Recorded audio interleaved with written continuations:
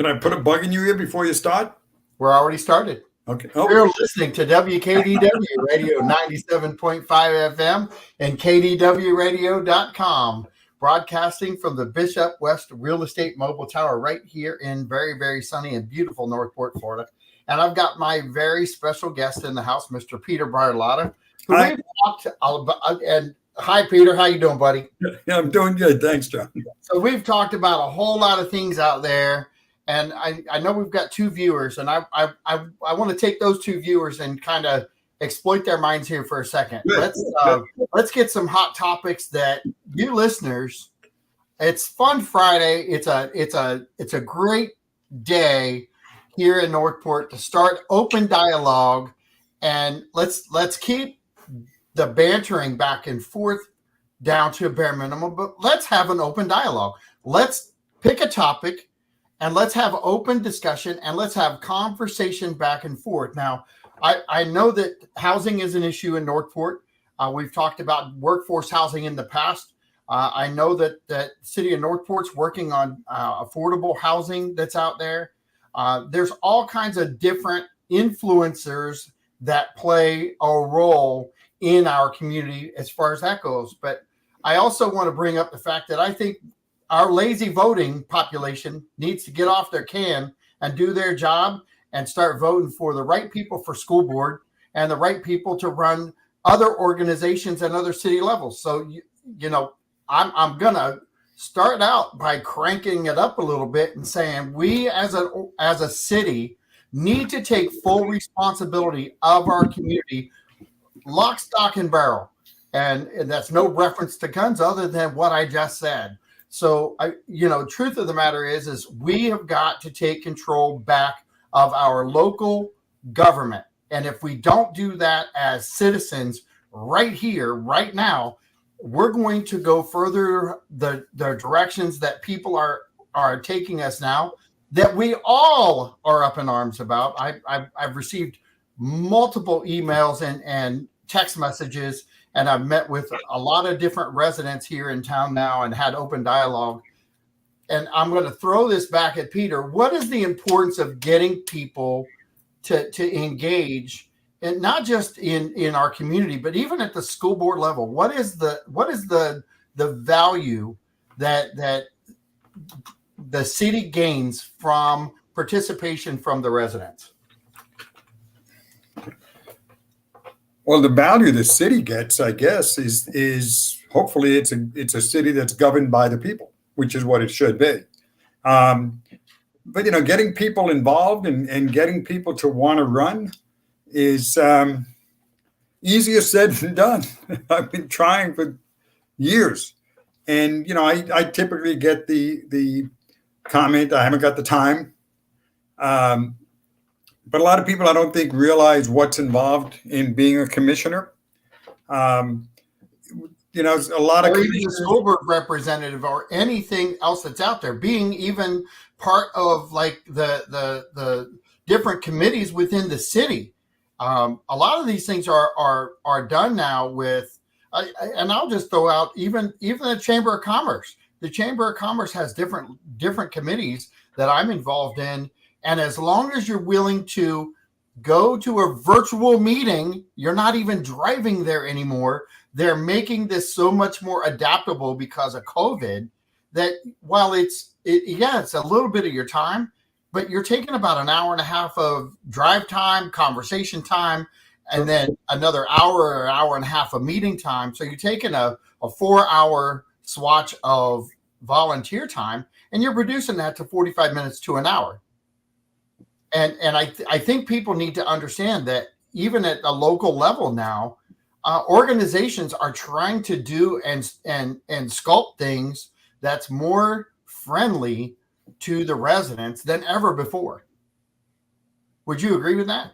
Yeah, and I think most people have a misconception of what it means to get involved.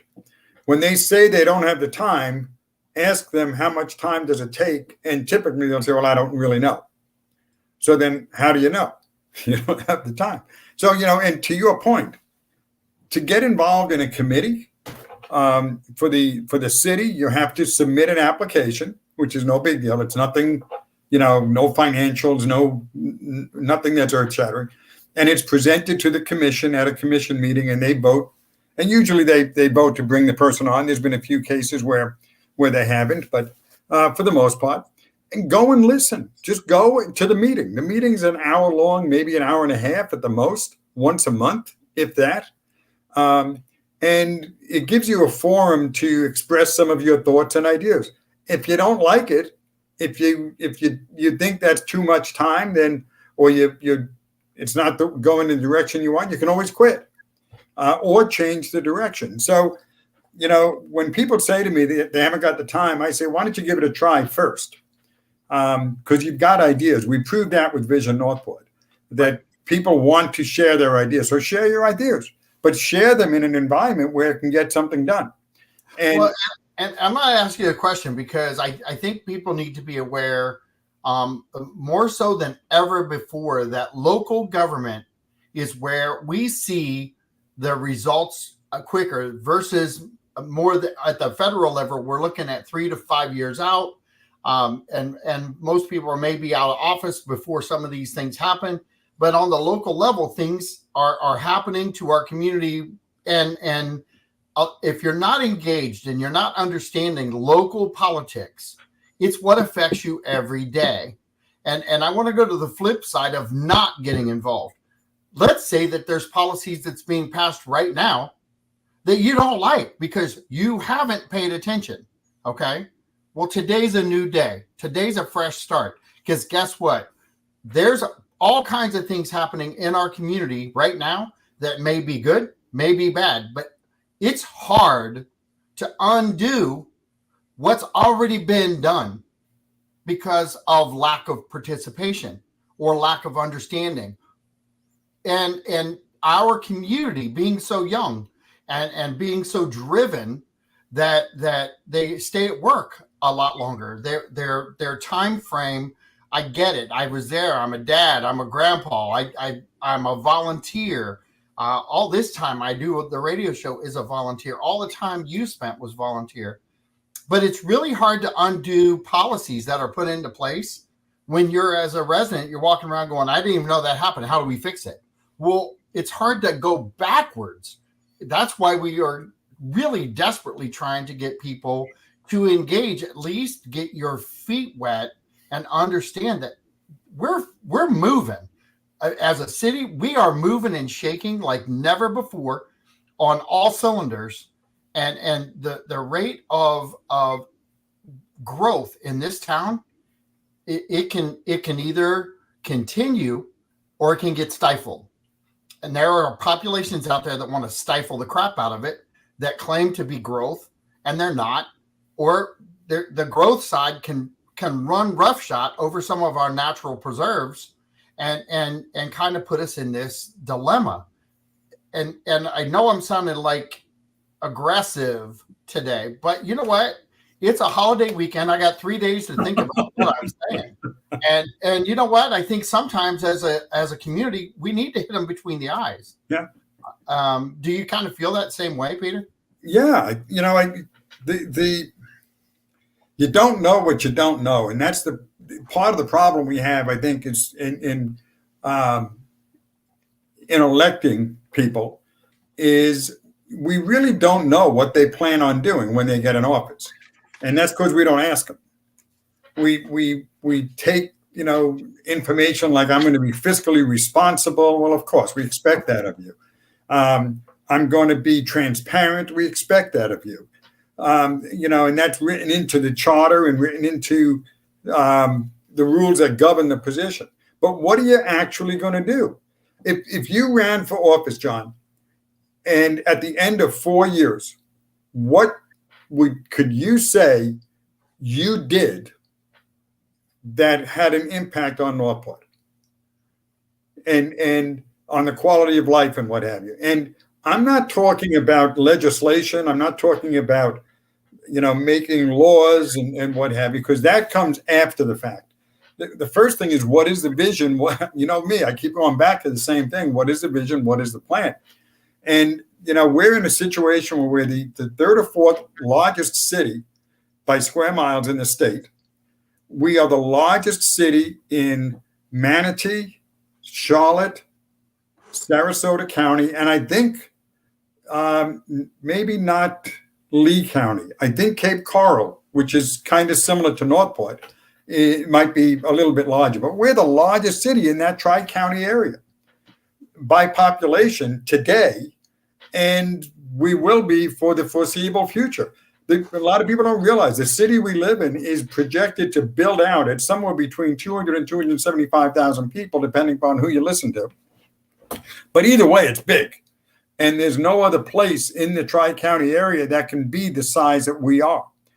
Now, if it's residential and, it costs government money to support the residential market, and it costs them money because they don't want to charge what the fair tax rate would be, because that's not how you get elected. I'm sorry to say. So what does it cost? 75. It costs, we pay 75 cents for every dollar that the city spends to service us with police, fire, garbage pickup, water, sewer, etc. So where does the other 25 cents come from? And you go to the business side, the commercial side, government has always hit the business side more. And for every dollar that the city spends servicing businesses, they generate $1.25, I think it is, in revenue. So if that makes sense, we need to build that tax base. And not doing it is going to come back in the form of taxes. Now, government has a great way of I think, hiding tax. I don't know if you notice your electric bill, but your sales tax on FPL, the city tax on FPL went up to, what is it, 9%, is it? Or it jumped. So you're paying more in taxes. Now, FPL collects it, so you don't see it as a city tax. But guess what? We're paying for that. Why are we paying for that? Is it costing the city more money to administer Florida Power and Light? I don't think so. But it's a revenue source that the city pulls because it needs money. Does that make sense? Yes. Yes. So if you don't want to get involved, then just let what's happening happen. At what point do the residents stand up and say, wait a minute, something's wrong? We can't keep paying more taxes in whatever form you want to call it. Impact fees are a tax. Florida Power and Light, Comcast, we pay a tax on that. So all of these taxes, at what point do the people get upset? And guess what? That point typically is when it's too late, or it's going to take years to get it back down to what it is. So learn what it is. Northport Forward, by the way, is a great group they focus on education to give you information in a digestible form that you can listen, read about and check it out and see where it takes you. Well, and I've had these open dialogues with Chuck English and several others within our community who are very active and trying to get the word out. But we sit and talk about taxes. We talk about increases here and there. We talk about participation. One of the hot topics for me is the new tree ordinance, because it's just another way of collecting tax dollars from citizens who truthfully should be voting in our town, that are landowners, that they don't even know what happened to them as landowners yet. And they're going to find out as they sell. And I'm just not a fan of it because of I think there's some lack of education that was spewed out at the beginning. And I've had Alice White on the show. She was very determined to get information out, and I like her for exactly what she stands behind.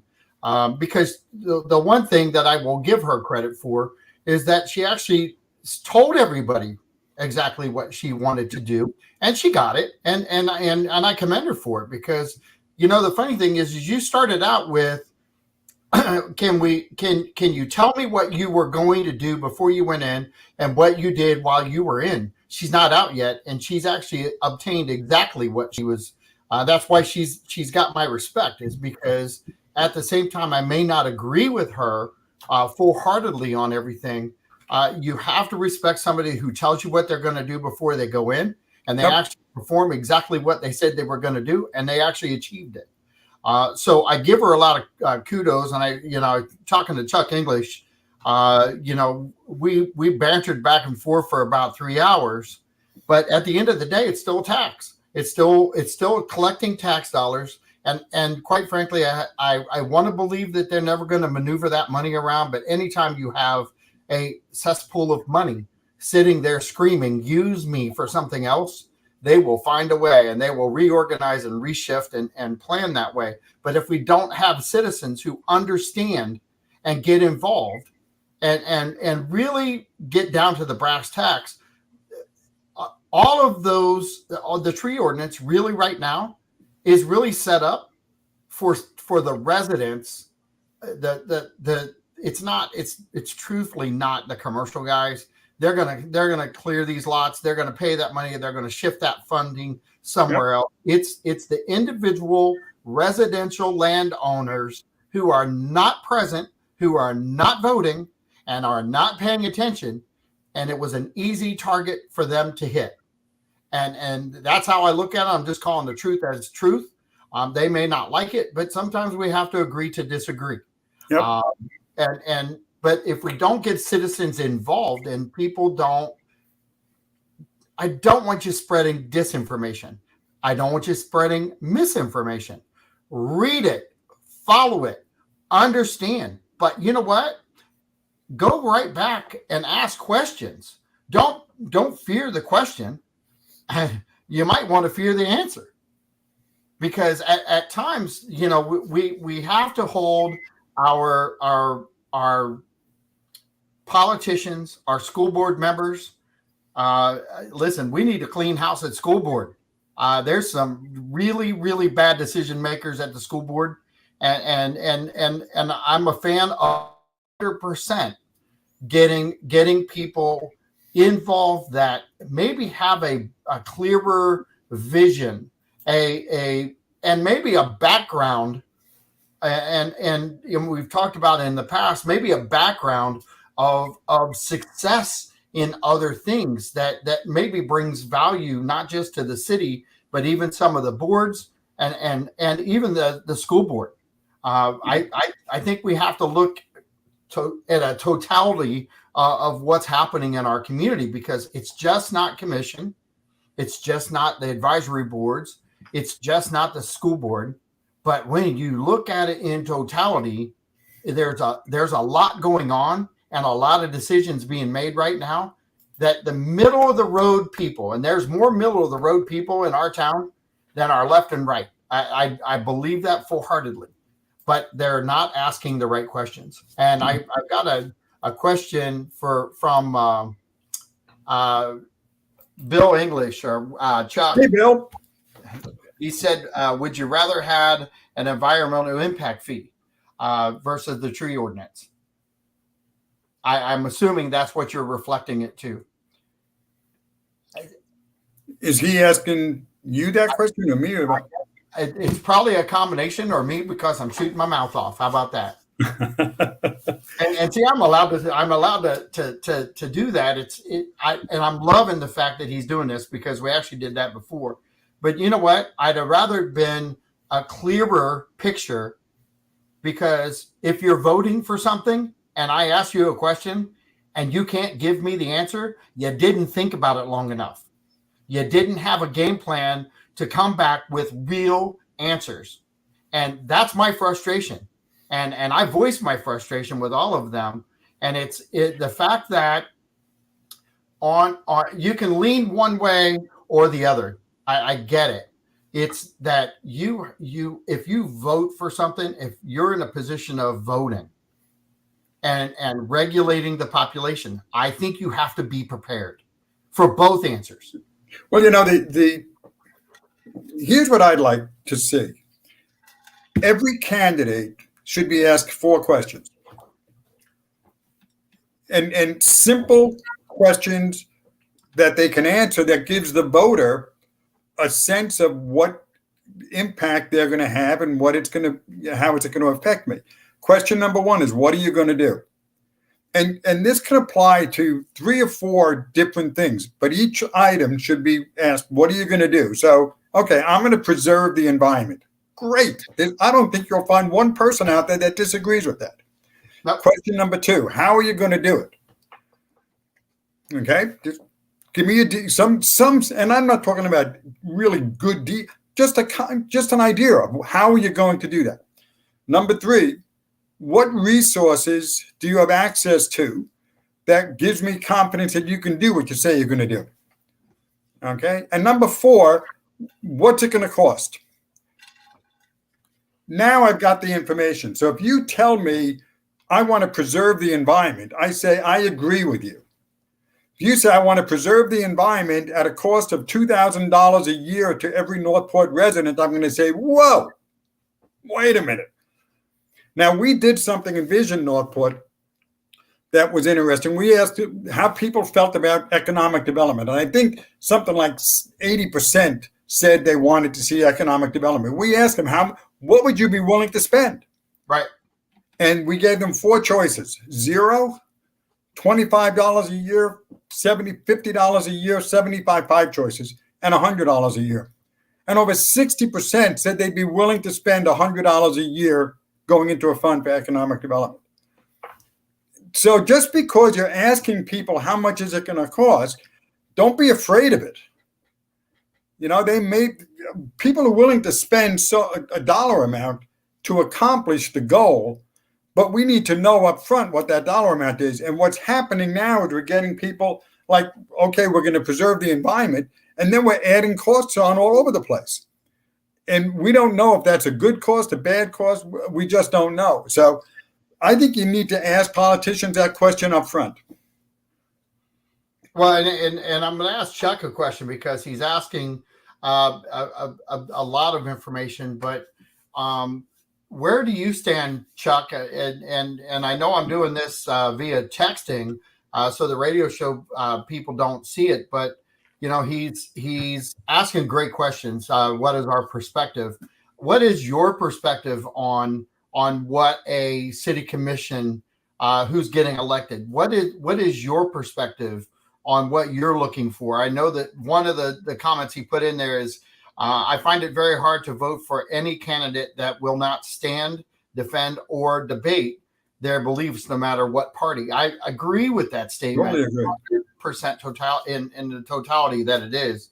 And truthfully, I'd like to know what everybody who's watching right now thinks of the lack of participation. I know that we talk a lot about things that are happening on this show.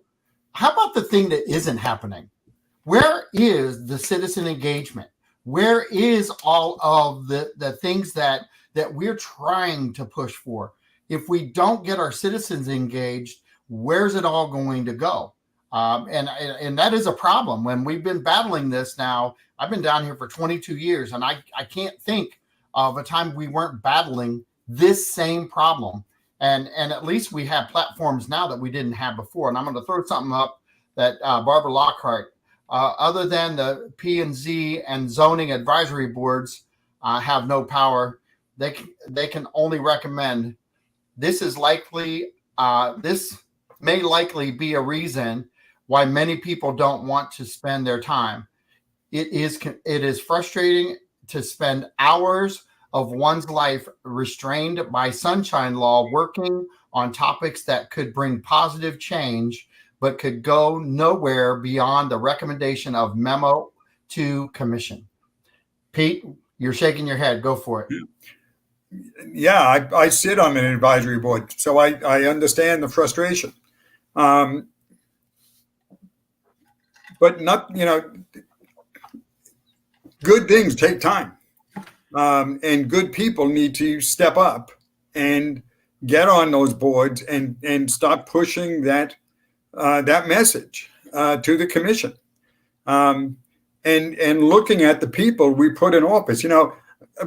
An interesting note, and everybody can do this by going to the city clerk's website, and on that website it says the elections, and look at the candidates running right now for seat 5. Okay, I'm not going to say who's who, but one of them had a recall vote on evidently some significant stuff in his previous where he previously lived, and the other two, you have to fill out a form with the supervisor of elections, right? It says, where do you live? Two of them, when it comes up, it says city. They said they live in the city of Venice. That's their mailing address. They don't even understand that they're in Northport. These people are in West Villages. In fact, all three of the candidates right now come from West Villages. And two of them in their city put down Venice. Well, it's a Venice zip code. It's not, they don't live in the city of Venice. And that kind of makes me concerned when they run. I agree with you. But I want to walk back maybe some frustration, okay? Because I want to give equal and fair, balanced look. Because while I agree with you 110%, like over the top, I agree with you. I'm going to back off on that only for one reason: is that mailing address is got to be documented somewhere. Now, if they're claiming they live in Venice and they don't live in the city of Northport, you might as well just. It's on the papers. Okay, it's on the papers they filed to run. Yeah, no, you can see them, but that's their mailing address. So if they're applying and they have to put their mailing address down, and that's a legit thing to do. No, it's not, because if you put Northport with that zip code, your mail still comes to Northport. Comes to your address. Federal government to change that, I'm going to side, while ever so lenient, I'm going to side with that. But I hope that if they're actually running in the city, that is one thing that they have to put on paper form. But I hope that they understand where they actually live, because I know there's some bright light bulbs up there. And I want to believe that most of the people who are struggling to understand where they live also can read a map and realize that unincorporated Sarasota County is in between Northport and Venice, and we don't touch each other. So if you're struggling with the idea and you live in Venice and you live in Welland Park, find a map, just pull it up and validate it for yourself, and realize that if you put Bobby Joe, Florida with your zip code, you're still going to get your mail. John, I hear you, but all I'm saying is they're running for the Northport City Commission. Right. And when they fill out their address, they tell people they live in Venice. It says city. What city do you live in? And they put Venice. Sorry, but anyway. I know that I'm there, but it bothers me. It bothers me too, because they can just as well put the city of Northport on their envelope and get their same mail. That's right. I actually think that we should have done that when we were sending them things that says, hey, pay attention to where you're getting your mail from. It's City of Northport. Yep. And I've got a comment from Debbie McDowell, our city commissioner. Mail will be delivered to Welland Park. If it says Northport, Florida 34293. Yep. Many people don't understand this. And Debbie, thank you, but 100% accurate. And actually, if you could put Debbie McDowell in there, Florida 34293, I bet it gets delivered too. And Debbie's not our city either. So I'm just saying that people get confused. They see this, but you have to understand where they've come from too. So respectfully, they've been misled since the day they bought there, because other people, not me, and a lot of the realtors that I know, we don't mislead, but they have workforce salespeople that are there who tell them, don't pay attention to that. John, I totally get it. I understand why people who live there do that. But these are people that are running for office in Northport, a city commissioner for Northport. If you live in Venice, you cannot run for a city. You have to live in the city that you're going to serve. And to fill that out, one of them filled it out saying Northport. Two of them didn't. I suggest to people, go on the clerk's site, look it up, and pick which ones you want. See which ones they are. Absolutely. Right there, black and white. So Anyway, So I've got another comment. Another issue is some boards only meet during workday hours. I've considered being on the P&Z, but cannot because I work full time. okay. That's been over 22 years of reflection on that comment.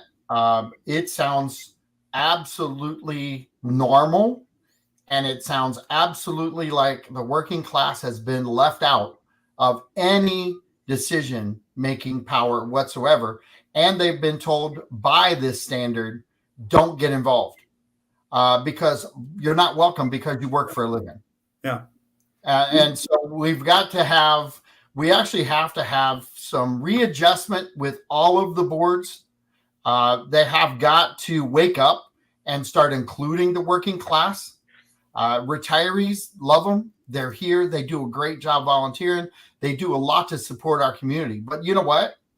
If you only involve the smallest portion of our average age of 48, that's what you're going to get. You're going to get breakfast meetings, noon meetings, and decisions by people who are not working for a living, who don't really reflect the majority of our town. So we've got to look at that. And I know Debbie McDowell is watching, and Commissioner McDowell is really active in the community. And hopefully she can take some of this information back and kind of build a coalition of change because I think we need it. And if we're going to try to encourage people to be involved, we've got to give them the ability to be involved.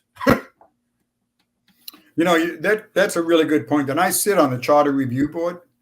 The commissioners can start any committee they want and cancel any committee they want, except for two: the Charter Review Board and the Planning and Zoning. But you know, if Commissioner McDowell would, I don't know if I can't ask her, I guess, but it might be interesting to see about putting in the charter. I could bring it up at a meeting. That we have evening, you know, for boards to make it more convenient for people. Maybe they should all meet at night. I know the Charter Review Board does. We meet from 6 to 8 on the third or fourth Wednesday of the month, but it's a 6 o'clock meeting.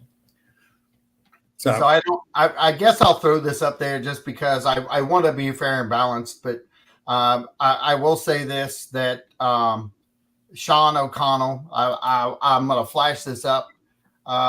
You know, maybe you're the worthless comment of the day. I still wish you a great and happy holiday. Have a good weekend. But you know, it's people like you who need to grow up. When you're bad mouthing a territory within your same county, it really makes you look like the biggest fool in the world. And I'm kind of glad that you're out there and you say this, because it actually shows what's wrong with our community if people listen to people like you. So I will take your comment down now. If you've got something positive to say, Sean, feel free to add something in. But after this, your comments, they mean nothing after this. Thanks so much for your time. Appreciate it. But talking with you, Peter, you know, we've been here years. We've watched this city turn corners. We've watched houses be worth millions of dollars now here in Northport, which they were projected to be back in 2008. You know, according to Sean, what a great ghetto we have in $1 million homes. We're no longer that stepchild that he wants to believe that we are. And hopefully we're changing the minds of the morons that are out there in the world that really need educated on what we are and who we are and what we're about as a community. And I really believe that the more that we get people engaged, the more that we talk to them, the more that we give them great answers and great foundations. The city is thriving now, and it's going to continue to do so. And we have the biggest and the best opportunity right now to get people involved. We've got the Atlanta Braves here. We've got Welland Park going. We've got different areas of growth happening here in Northport. And, you know, the biggest thing in the world is to get people to participate, I think one of the things that you did back in the day, and we've talked about this in the past, is that things need to happen with some structure and some, I think, open arms. You wouldn't have built the projects that you had going if you didn't meet in the evenings. If you would have met at noon or 1 o'clock, you would have had the same 12 people, maybe 8, maybe 5, and things would have been a little different. I think right now, as things go on, some of these things have to change, and I think we're getting a lot of people that are listening right now and sharing this information because more people are joining. I think a lot of people feel the same way. How do you feel, Peter? I agree. The commission meets during the day and a 10 o'clock meeting and a 6 o'clock meeting. So and they do it to ensure that everybody has an opportunity to come before the commission. I think you can do the same thing in planning and zoning. I know that they probably do it during the day because typically people who are asking for zoning changes are builders and what have you, and they come before the planning and zoning board. So I think maybe, a first reading could be either in the evening, wherever you're looking to get more participation. But I think you can alternate it like they do at the commission meetings. I think that's a good idea. I like that. Some committees, I think it doesn't matter whether they meet in the day or the evening and whatever. It's dependent upon their mission and what they're trying to accomplish. And so I don't know about having everyone do that, but it's worth the discussion for sure. Well, and I think that the biggest thing is to have open dialogue about some of these things and get people to understand that blocking participation is worse than anything else. That maybe that is the old school way of blocking involvement. And today it's, why can't we have participation?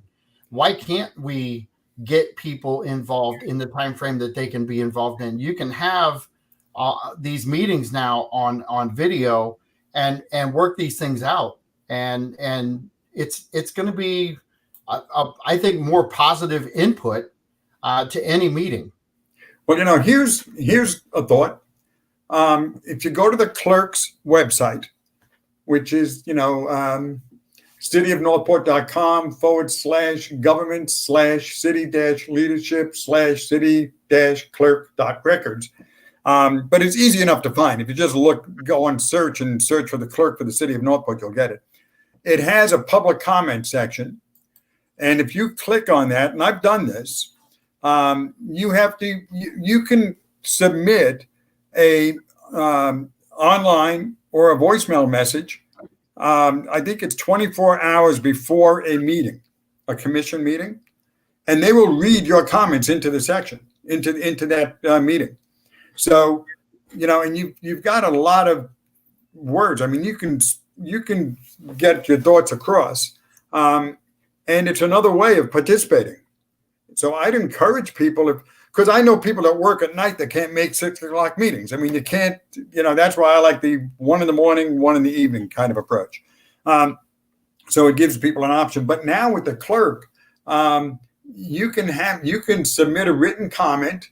They give you the link.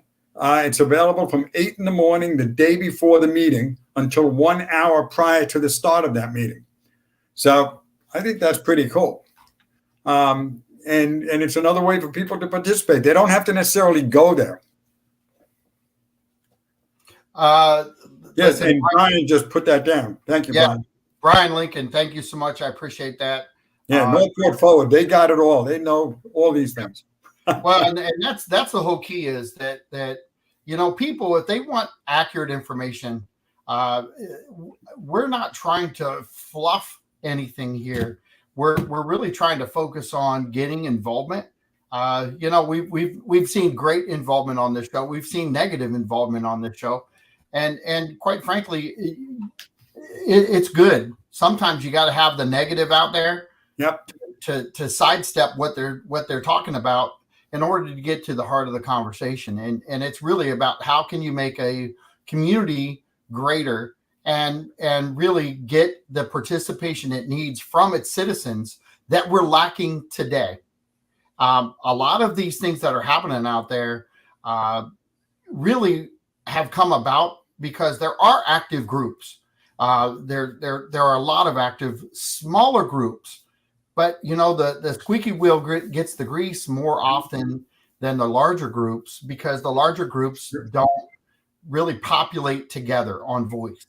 And really that's all I'm trying to get people to do is if you've got an idea and you want to present it, then get involved in a group. I brought up Sean because we're going to be the ghetto. Well, I'm sorry. It's just such a bad statement that, go back up north, do your thing. He said he was from Ukraine. I don't care where you're from.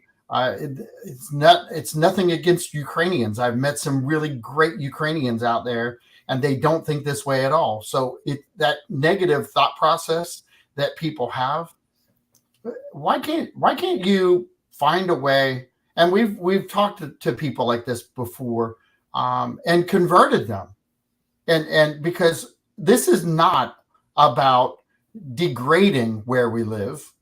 This is really about how can we make it better. And go ahead.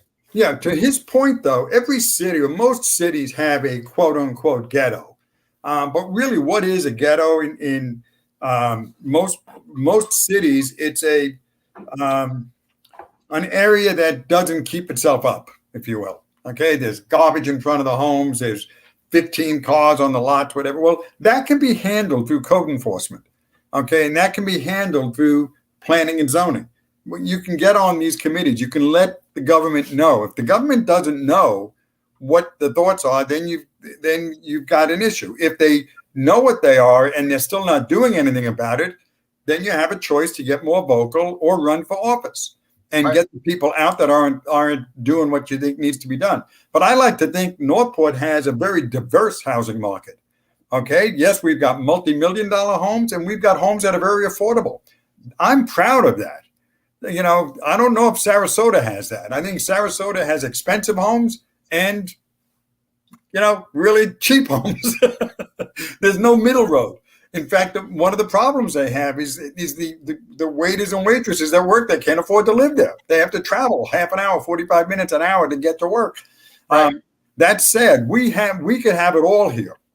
I think what we're lacking is jobs that are local to Northport that are high-paying jobs, and that's one thing that I always push for, and we need, and we need that tax base. So, but I just don't think you need to call it a ghetto, Sean. And I agree. You got to have some property standards. I know I want it on my area. I don't want people, making the area look poor, because then when it comes time to sell, guess what? My house isn't going to have the same value. And quite frankly, I sell all over, and, sure. and I've lived up north, and I've seen true ghetto, ghetto, where we have left people behind and we have not paid attention, and those things are not part of the fabric of our community right now. And when we have to be proud of that. And I don't care what city you go into right now. Most of the cities down here don't have that terminology related to them whatsoever. And as a professional in the industry, we don't use terminology like that because it reflects poorly on any citizen who lives there. And to have that out there, it's a form of a conversation that I don't like to engage in, because I like to engage positively with everyone in our community, no matter where they are on the financial level. And so I think that people need to wake up and pay attention, because You know, we talked about leadership. We talked about the skill set that it takes to be leaders. Think about that for a minute. Even in this show, if you're letting people who have that mindset lead your community or be on your board, or and they're the only voice, maybe they're the voice of reason. Yeah. For what objective? That's why we need people to get involved, even if you've only got an hour. We need to keep the platforms moving forward. Yeah. I think that Barbara Lockhart is dead on the money on a lot of things. I would love to have an open dialogue with her more. I've done that with Chuck English. I think there's so much to be learned when you just sit down and engage with people versus the name calling and the bashing. I'm not a fan of it. If you don't like the show, goodbye. It's not a problem. And the fact that he's throwing numbers out there, that's not the only part of my show, bro. I have radio followers. I have all kinds of followers elsewhere. And I'll guarantee you that the working class are paying attention. They watch the show back because the information that's being given is really, truly about the place that they love to be. And that's really what this is all about. Peter, you got anything to add? No, I'm just realizing, and I apologize. I usually use my phone. I've got it on my Chromebook right now, and it seems to be working really good. Right. And I just realized that there's a comment section on the side. I can read all of these comments. Oh, yeah. I've just been reading them when you pop them up. Yeah. These are really good comments. And, there's no stupid questions. There's only stupid answers. And, people need to stand up. And if you haven't got the hour, heck, you can write an email. You have your email read up to 2,000 characters. That's a lot of words at a commission meeting. You can have your point at a commission meeting. I would love to see them have to take, 15 minutes to read all the comments. Let people stand up that way. You don't have to get in front of an audience. You got time. You can work your words, get what you want to say. Make sure it's exactly what you want. Have it done in Word or in Chrome on Docs, and then edit it, and then copy and paste it in, which is what I do. And then copy and paste it into the comments section 24 hours before the meeting. It's a great tool, and we don't use it enough. I don't see a lot of comments coming out. We should have 10 or 15 or 20 comments at every meeting. And you can look at their agenda and see, you have to, tell them what part of the agenda you want to have a comment on. And somebody wrote in here, and I can't find it now, but the builders will come to an evening meeting. Richard Toronto. I agree with that. I'm just saying you can make it. You can make it both, because sometimes people, not just the builders, sometimes people can't make the evening meeting. So have it the day, like they do with the commission. But that's a good comment. He's right. He is 100% right. And when I read it, I just didn't say builder. I didn't see the builder. You know what I read into what he said? Is people who want to build our community could be there. That's right. It's just not the builder. The builder has a critical role in our people. But it's people who want to build with the builder. Yeah. With the accountant, with the roofer. It's a correlation of people who have a positive and strategic mindset to push our community further and farther than it's ever been before. And that's what we're lacking. And until we get those adjusted, and I love the participation, and I want to thank every single person, negative or not. This can't happen unless everybody gets involved. Mindsets can't change. Rules can't change. Committee days and times can't change unless people get involved and start really asking for these things and demanding them from who? Not me. I'm a show host. We have people you can demand change to. What do you think we're talking about? This is really about participation and changing your community one voice at a time. And you got a voice here. And you got a voice if you use it, and you have a voice of power if you build a group of people. There are organizations out there that have Northport Forward absolutely get involved with them, understand what they're attempting to do. Our new commissioners that are running, don't ignore the fact that they're trying to get elected and wait for their vote that you're not going to cast to let them make your decisions because you didn't take time out to learn anything about them. Think about that for a minute. All of the negative I just put behind the lack of a no vote, that's the citizens' fault. That's what's got to change. I agree. And Barbara's point on getting to the public comment read before the item, you have to submit it to public comment at the beginning of the agenda. I think if you submit and you identify the item on the agenda, you can see the agenda. It's published before. If you put that on your comment card, it'll be read before that item. If you don't put any comment down, then it's going to be read in at the end probably. So, well, but if you have a question, check with the clerk. Absolutely. And you don't have to get off your butt. You can do that by phone. You can do it on email. They're very accessible. The clerk's office is really accessible in this city. Yep. And Chuck's comment, diversity as perspective is where you find solutions if you seek. I agree. And that is true. Just on that point, because Bill, you are spot on. We don't want to, I keep hearing people say, I don't want to talk about, the Democrats this, the Republicans that. They don't want to hear the diverse of opinions. Well, then how do I learn? How do I learn what the alternatives are? Otherwise, we wind up talking to people who agree with us. And guess what you learn from that? Nothing. I want to have a stimulating conversation that on other people's perspective. That's where the learning takes place. And we've lost that in this country, and we've lost it locally. Yep. And Debbie McDowell, thanks. I didn't see this comment earlier, but many advisory board meetings are in the evening. A few are in the daytime. Commission will be having a workshop on advisory boards in the near future. I appreciate everybody. I've got to go because I'm going to run beyond my time frame. But I really appreciate everybody's involvement today. It's been great to have this dialogue. I appreciate all the comments, negative or not.